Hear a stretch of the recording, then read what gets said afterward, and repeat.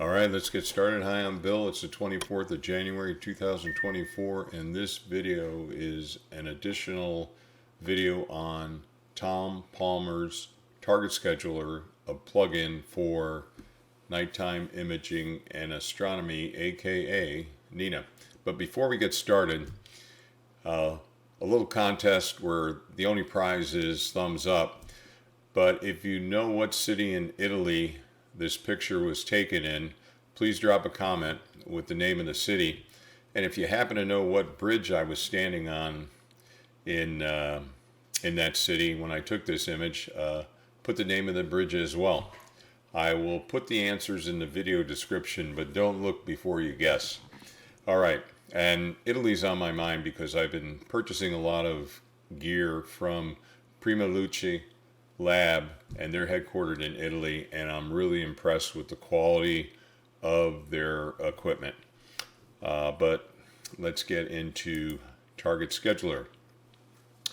So you may or may not have seen my prior videos around Target Scheduler. The most recent one is showing live data capture using Target Scheduler when I was at Alamo Lake State Park in Arizona. I was there on the night of January 16th.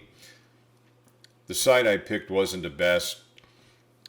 It wasn't until nightfall that I found out that there's like these really big floodlights in two different locations, but I didn't want to move my gear, so I just kind of stayed there. There was a lot of high clouds moving through and everything, so I just said, okay, let me see how far I can get.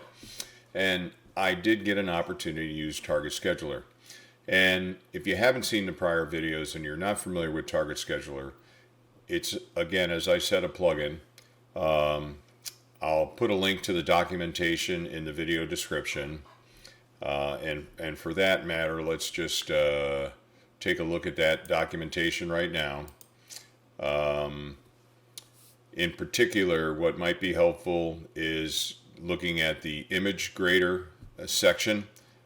One of the things that Target Scheduler can do, and we're going to go into that, is grade your images on a set of parameters, and Tom lays all that information out here for you. You can enable it or not.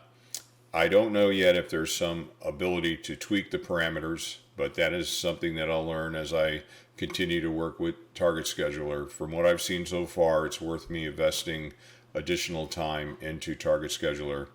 And then the portion that we're going to take a look at is acquisition data. And now that I've acquired data, so there's good information here, what do I do now? So let's get back into that. Bring N.I.N.A back up. All right. So let's go into, again, target management, where you lay out your target and their associated exposure plan. Scheduler preview. If I were to image tonight, you put your date in here that you want, and you hit run. And then you can even, and so what if I were to image tonight,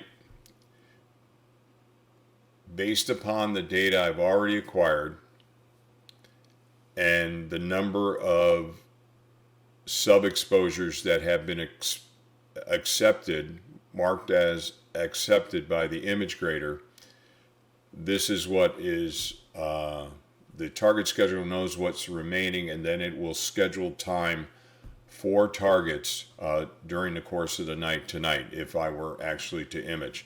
And as you see here, it's going to spend some more time on M42. It's going to do the Seagull Nebula, a little bit of time on IC 2169, a little bit of time on Leo Triplet. So now let's look at the acquired images. So let's go to the date when the images were acquired. You see I've already loaded that under the category of emission nebula, I have a target listed as M42, and while I can filter based upon the filter that I used, I've got N.I.N.A selected. I was shooting HA RGB. So let's go to the date range of the data was acquired. And now you see a very nice table of the data acquisition. And start, which filter, date, project, target, filter, number of stars, HFR, FWHM, eccentricity, was the image accepted or not? So false means no, true means yes, and then the reject reason. And most were for star count, and there were a few for guiding errors. So let's start down here, and you can click on a line, and you get a nice level of information right in front of you, ADU information, and these parameters are these values are not good, so I can see why this was rejected. And then one of the things that Tom makes available is the path to the image file. So we'll just say, okay, it's 0, it's 6. We'll just call it 6.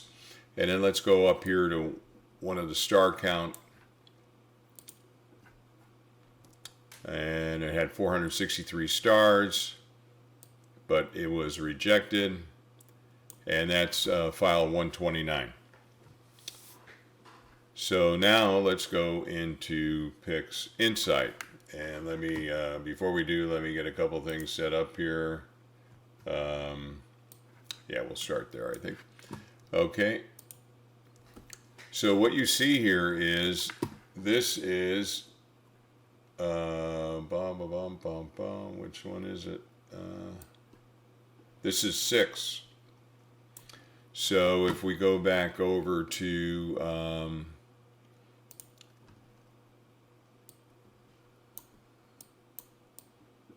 we go down here, 6, I believe was that one.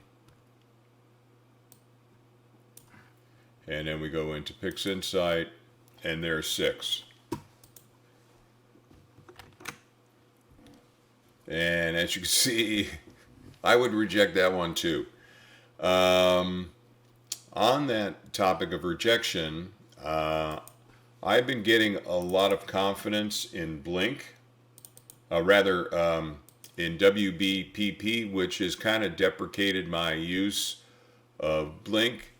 But I'm sure we would, if we scroll through here,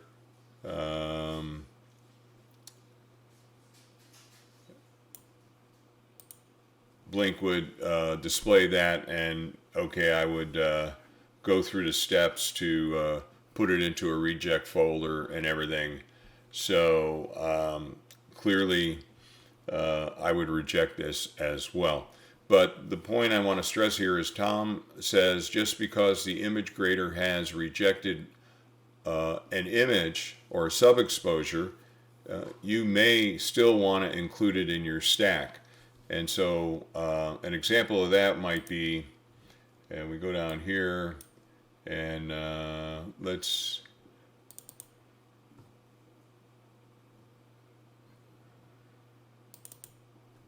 so here is 129.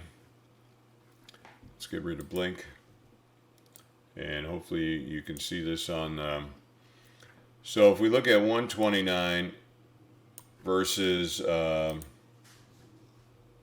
39, which is an HA, so 129 was an HA filter,